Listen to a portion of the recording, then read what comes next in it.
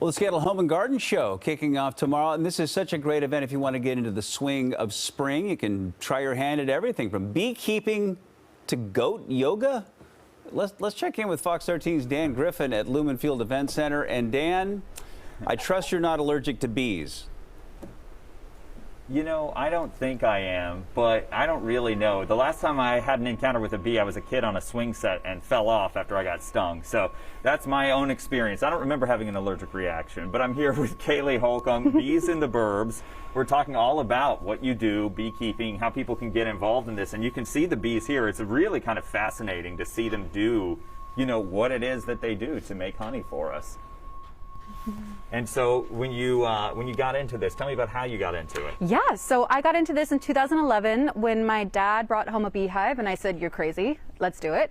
From there, we started selling honey at farmers markets, and then it kind of blew up to what we are now, which is a company that specializes in honey, beekeeping, and bee education and preservation. We were talking about some of the products that you make. You want to point out some of the ones that stand out? Some of the ones. So we have a lot of really fun ones. Our most popular and probably what we're best known for is our mountainberry honey, which comes from Mount Rainier up at Greenwater and has kind of a caramely huckleberry golden flavor to it, which is delightful. But we also have a few other ones from all over Washington, a couple from Oregon.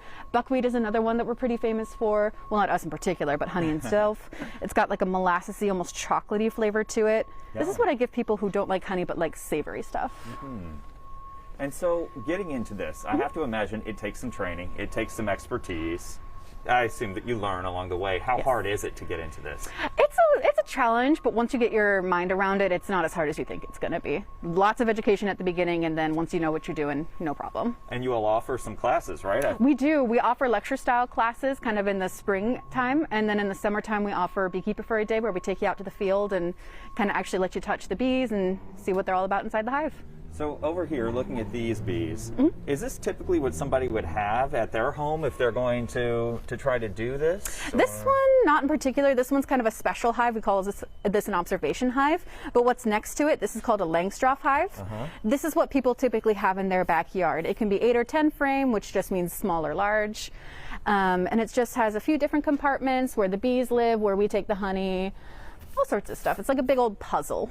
And you all will be here all weekend? We'll be here all weekend. We'll be here for, I think, 9 days. Okay. Yeah, so long time. Fantastic. So people can get involved. You can come down here to the Seattle Home and Garden Show. It starts tomorrow morning at 10 a.m. here at Lumen Field Event Center. We'll have more information about how you can check all of this out on fox13seattle.com. For now, we are live here at Lumen Field Event Center. Dan Griffin, Fox 13 News. Back to you. All right, Dan. A lot of buzz about that booth there. Had to do it. Let's check in with